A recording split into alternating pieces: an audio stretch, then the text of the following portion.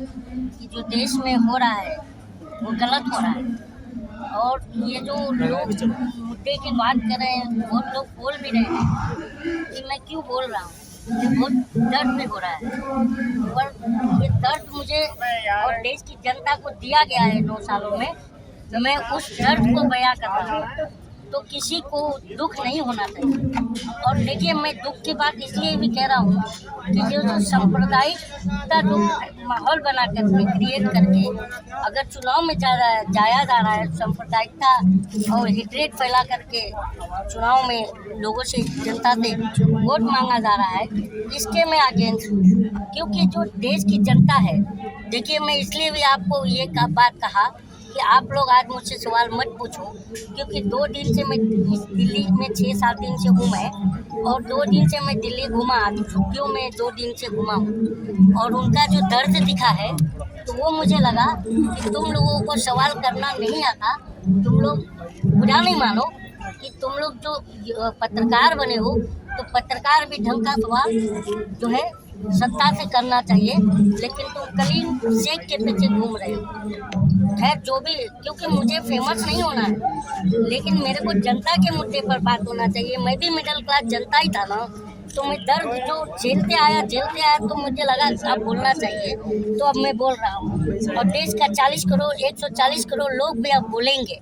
तो मेरा यही कहना है कि मैं जो दिल्ली के झुग्गियों में देखा, तो देखो वहाँ पर जो आप बाकी जगह जाते हो तो देखते हो कि लोगों के पास जो 14 किलो 15 किलो का जो गैस बाटला होता है वो झुग्गियों में नहीं है। वहाँ पर 5-5 किलो की छोटी छोटी सिलेंडर होती है, और उसमें लोग 1 किलो 2 किलो गैस भरा कर आते हैं। किस तरह भराते हैं वो मैंने अपनी आंखों से देखा है। मुझे बहुत दुख हो रहा है इस बात का। और कहीं 120 रुपये किलो गैस बिक रहा है, कहीं पर 100 रुपये किलो बिक रहा है। गैस भराने तक की कैपेसिटी चली गई है मिडिल क्लास से। अब आप लोग मिडिल क्लास के घर में जाइए, और जो मिडिल क्लास की जो मेरी माताएं बहनें हैं, उनके घर के किचन में घुसिए और कैमरा वहाँ ऑन कीजिए और उनसे रिपोर्टिंग कीजिए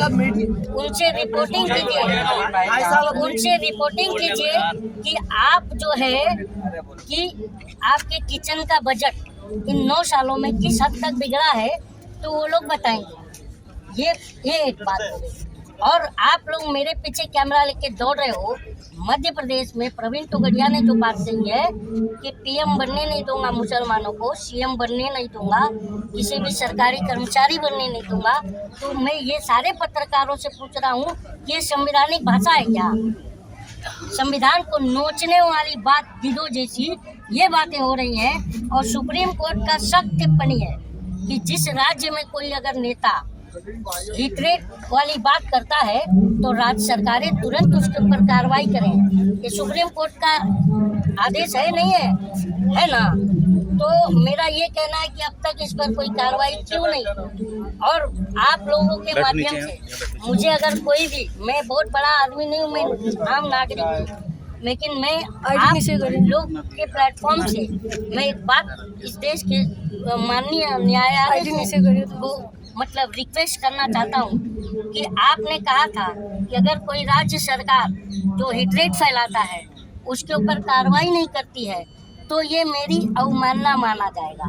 ये सुप्रीम कोर्ट ने कहा है कि मेरी अवमानना माना जाएगा। तो आज अवमानना हो गया है, तो मैं ये चाहता हूँ माननीय माई बाप न्यायालय से कि जल्द से जल्द कार्रवाई करे, क्योंकि हम जनता नहीं चाहते हैं कि नफरत के माहौल में मेरी आने वाली जो पीढ़ियाँ हैं वो जिए नफरत के साए में। आप सब पीसफुल की बात कीजिए, ठीक है ना? ये बात बेटियों का इंसाफ पहले तो मिले भाई, ये चीज पर बात कीजिए, ठीक है?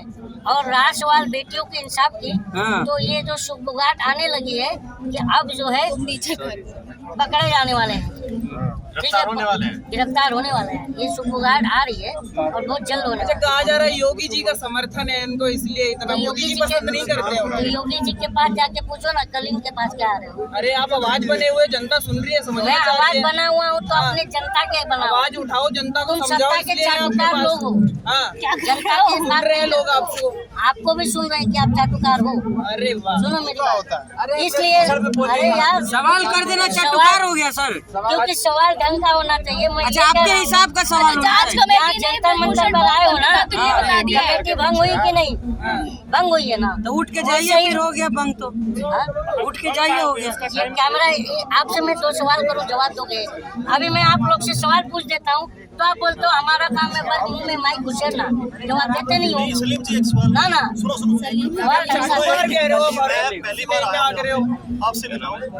कलीम जी, जांच स्टार्टिंग में आपने एक लाइन कही कि जितने भी पत्रकार हैं आपको सवाल करना नहीं आता, ये पत्रकारों की बेइज्जती नहीं? सवाल नहीं, मैं इसलिए नहीं कह रहा हूँ कि पत्रकार बार मेरा बात सुनते नहीं कि पत्रकार पूछता है कि आप थकते क्यों नहीं, ये सवाल है प्रधानमंत्री से।